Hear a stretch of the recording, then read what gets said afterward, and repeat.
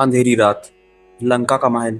एक खिड़की से सुलोचना बाहर देख रही है। आसमान में बिजली चमक रही है। दूर से शंख और रणघोष की आवाजें आ रही हैं। अचानक एक काला कौवा खिड़की पर आकर कांव कांव करता है और उसी पल महल के दीपक अपने आप बुझ जाते हैं। आज लंका के सबसे वीर योद्धा मेघनाद का नाम हमेशा के लिए इतिहास में अंकित होने वाला है और उसके साथ एक रानी का दिल भी जलकर राख हो जाएगा। मेघनाद की अंतिम लड़ाई का विस्तृत वर्णन कैसे वह ब्रह्मास्त्र, नागपाश और माया के जाल से युद्ध भूमि में राज कर रहा था। लक्ष्मण और मेघनाद का आमना सामना, युद्ध की रणनीति, तीरों की बारिश और वह क्षण जब लक्ष्मण ने शत्रु को वध करने का निर्णय लिया। मेघनाद का आखिरी क्षण, उसकी आंखों में लंका, पत्नी और पिता की यादें। दूर महल में सुलोचना को अजीब अशुभ संकेत महसूस होना, महल की दीवारों में दरार की आवाज, बगीचे में खिलते फूलों का मुरझा जाना और कमरे का तापमान अचानक गिर जाना। युद्ध भूमि से एक घायल सैनिक महल तक पहुंचता है। उसके फटे वस्त्र, खून से सना चेहरा और कांपते होंठ। दोस्तों, वीडियो को अंत तक देखें और चैनल को सब्सक्राइब जरूर करें। हे देवी, महाराज अब नहीं रहे। सुलोचना के हाथ से सोने का दीपक गिरता है।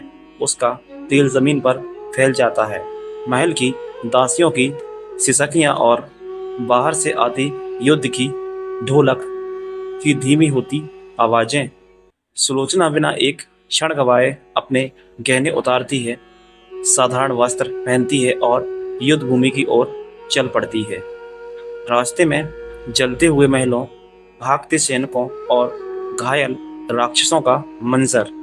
एक घायल योद्धा उसे रोकने की कोशिश करता है, लेकिन उसकी आंखों में दृढ़ निश्चय है।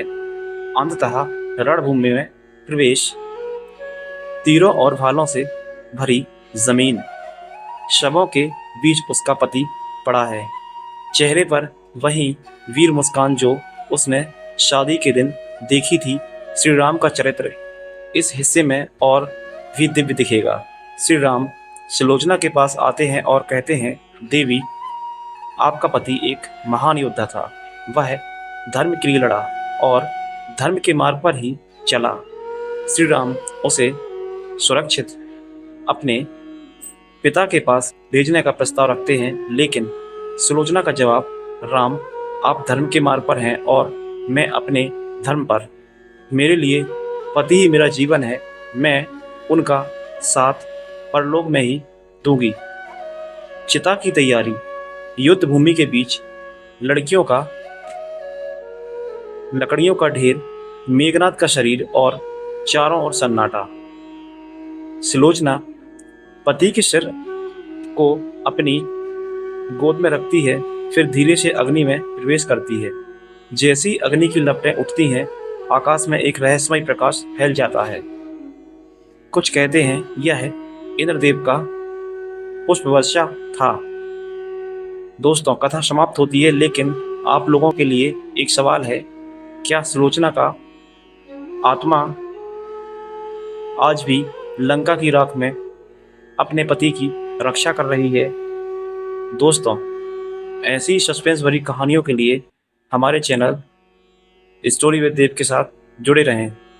धन्यवाद।